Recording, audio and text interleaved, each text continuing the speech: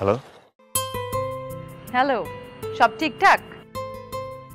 মানে মানে কেমন অ্যাক্টিং করলাম? মানে এটা ছিল আমার প্ল্যানিং এর সবচেয়ে শেষ পার্ট। প্ল্যান কাজে লেগেছে?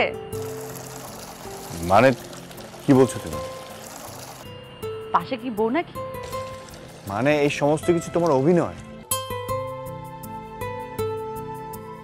তাই নয় তো কি? আপনার কি ধারণা আমি আপনার প্রেমে পড়ে গেছি?